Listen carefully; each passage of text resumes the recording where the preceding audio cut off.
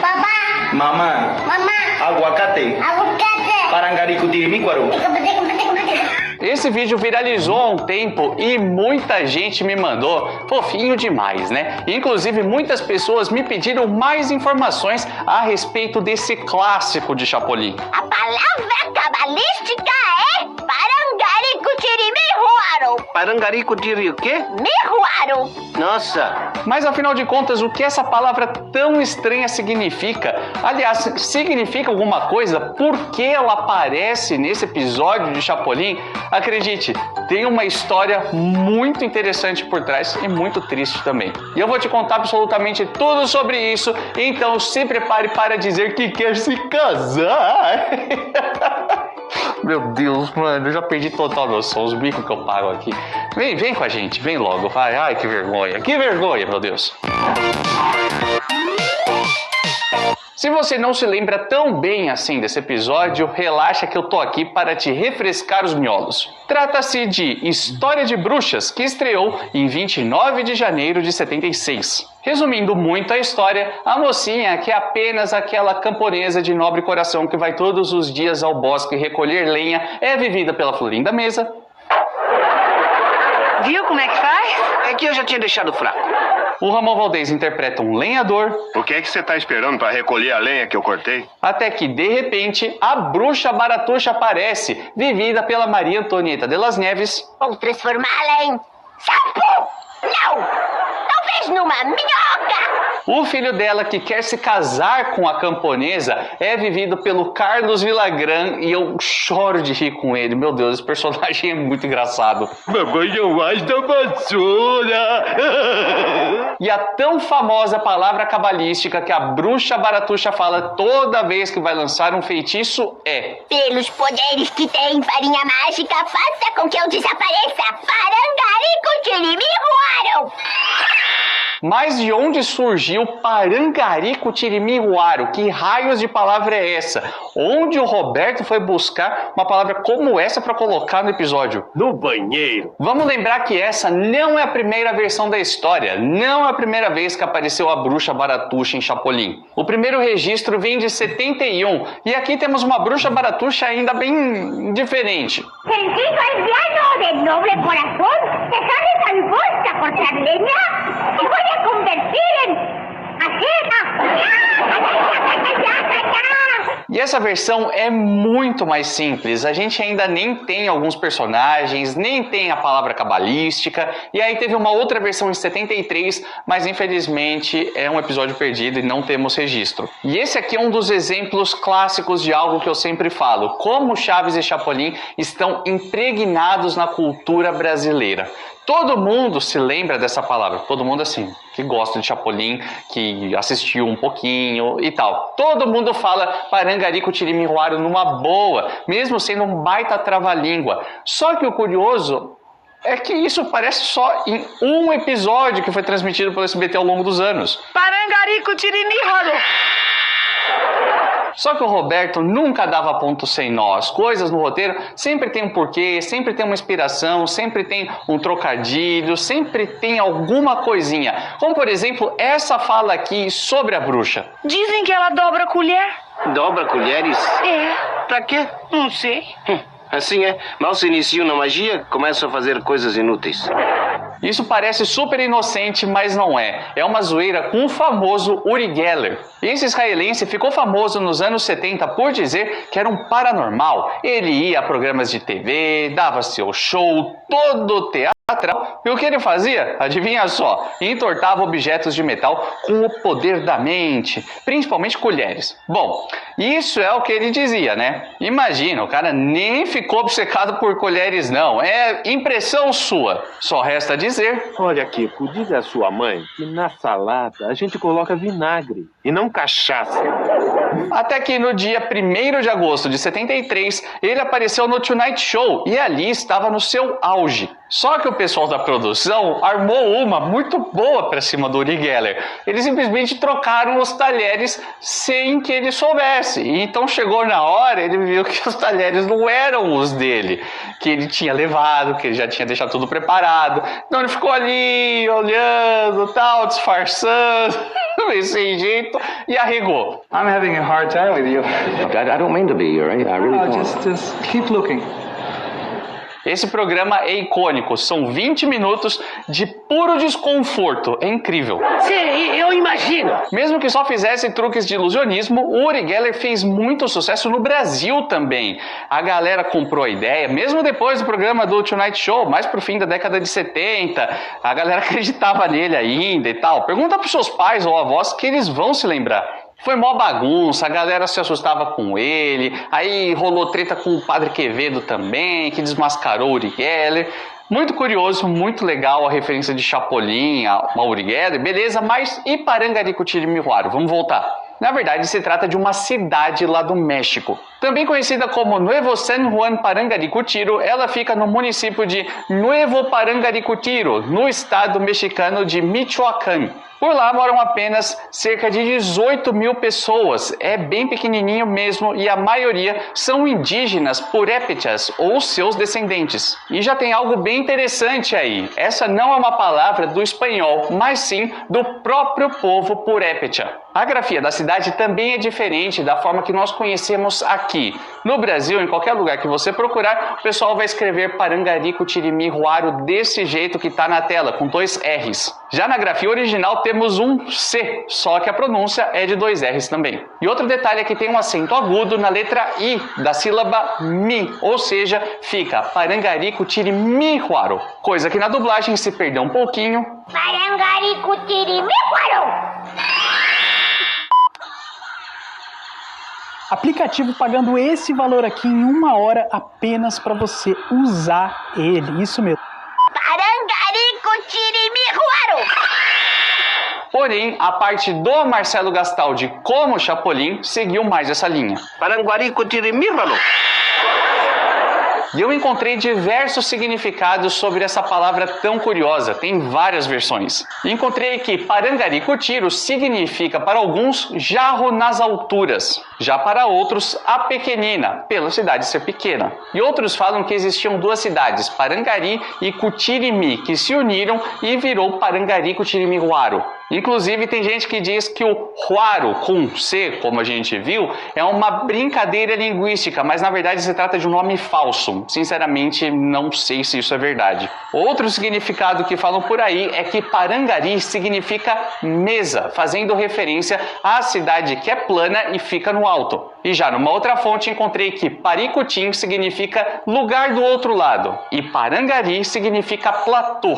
Logo, Parangaricutiro seria lugar em um platô do outro lado. Entendeu?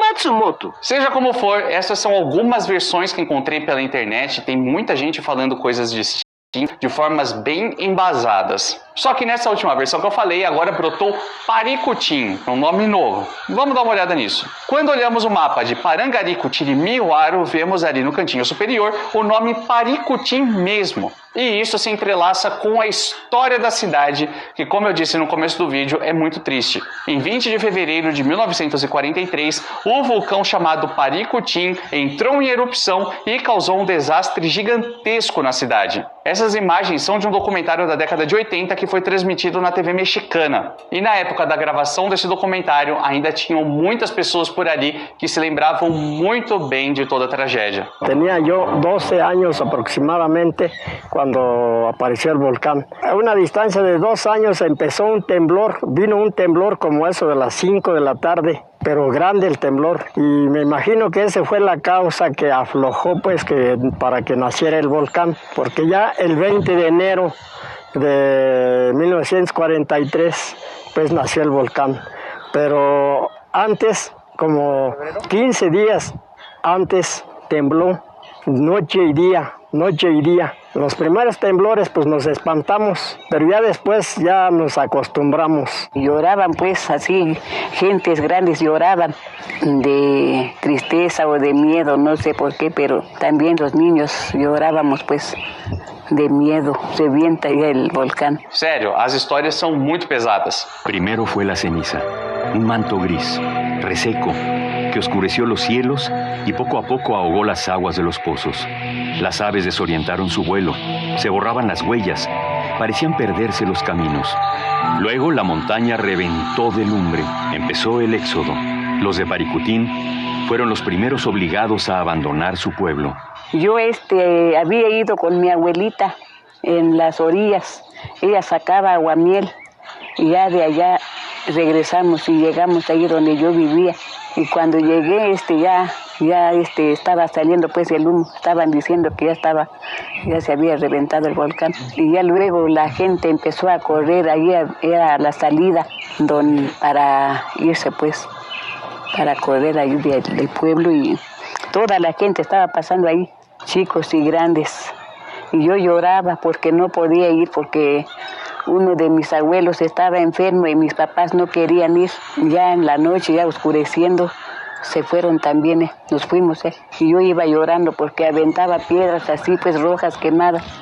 Yo iba llorando porque les decía a mis papás, já nos vão alcançar as pedras. E uma coisa curiosa é que bem onde o vulcão cresceu, aquela área pertencia a uma fazenda de um homem chamado Dionísio Polido. E nas palavras do escritor José Revueltas, Dionísio era a única pessoa que podia se gabar de possuir um vulcão, mas agora ele não possui nada. Cidades inteiras perderam suas terras e meios de subsistência. Isso porque antes de sair da cidade pela última vez, Dionísio Polido retornou ao que um dia tinha sido seu campo de plantação de milho e colocou uma placa. Esse vulcão pertence e é operado por Dionísio Polido. O cara voltou lá só para bater uma placa e falar, esse vulcão é meu.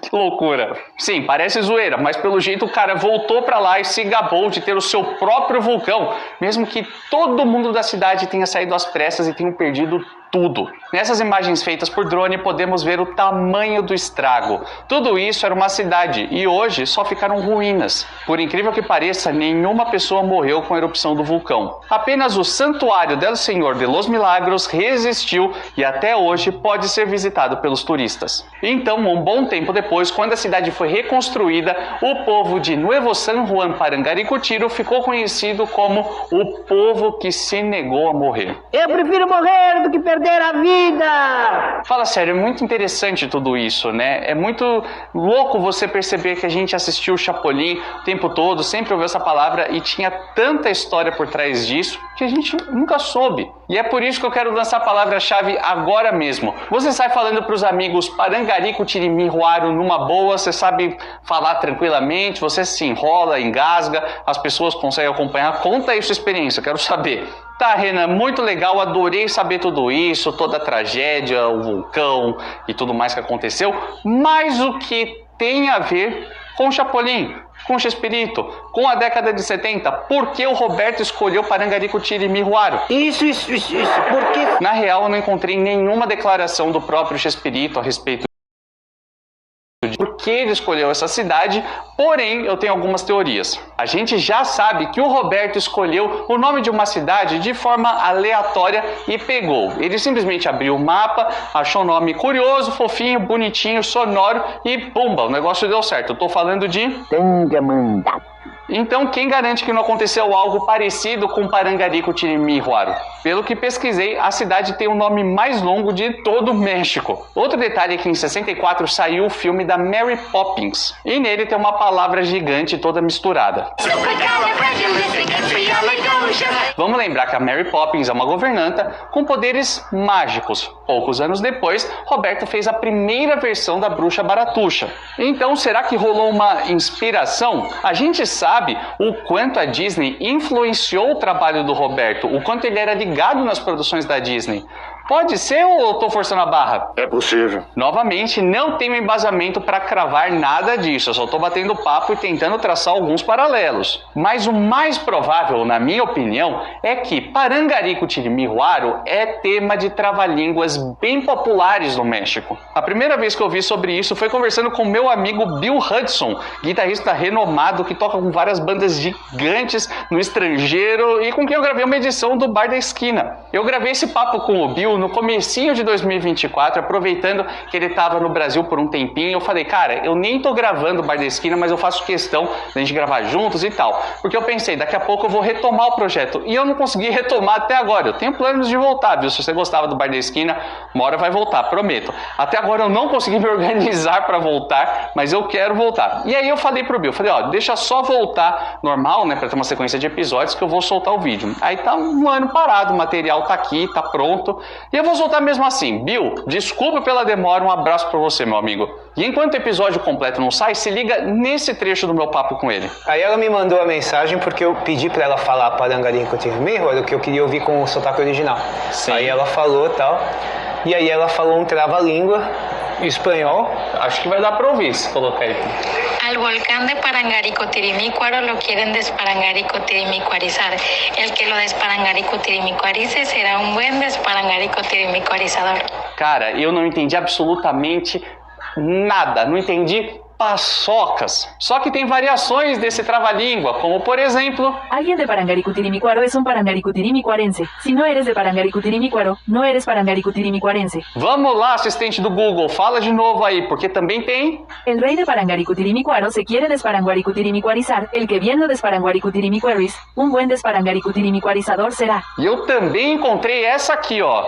El pueblo de Parangaricutirimícuaro será desparangaricutirimícuarizado. El que logre desparangaricutirimícuarizarlo será um grande desparangaricutirimícuarizador. E de milhões de carambolas, então vendo os milhões de carambolas e com o dinheiro que ganhar com as carambolas. Bom, sinceramente eu não consigo falar nada disso. Até tentei dar uma estudada antes de gravar o roteiro. Falei, não, vou conseguir falar. Falei miseravelmente. Então, se você quiser, volta o vídeo, assiste de novo, vai tentando aprender, vai tentando ler, vai aprendendo o trava-língua por aí. Se um dia você for pro México, você já sabe que vai sair falando isso por lá, vai fazer amizade e boa.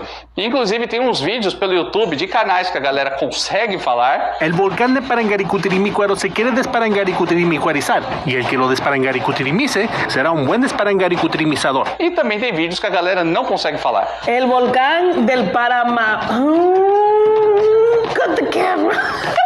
Como essas brincadeiras linguísticas são muito populares no México, pode ser que isso tenha chegado ao ouvido do Roberto. Pode ser que já fosse popular e ele já soubesse disso, ele só colocou ali por essa questão de ser algo conhecido pelo país. Pode ter sido uma influência de alguém do elenco, alguém dos bastidores, alguém da produção que saiu falando esse trava-língua. Sei lá, pode ser. De qualquer forma, depois de toda essa análise, eu diria que, na minha opinião, isso só chegou a ser um material de episódio, só chegou a ser a palavra cabalística da Bruxa Baratuxa por conta do trava-língua mesmo. Essa é a minha opinião.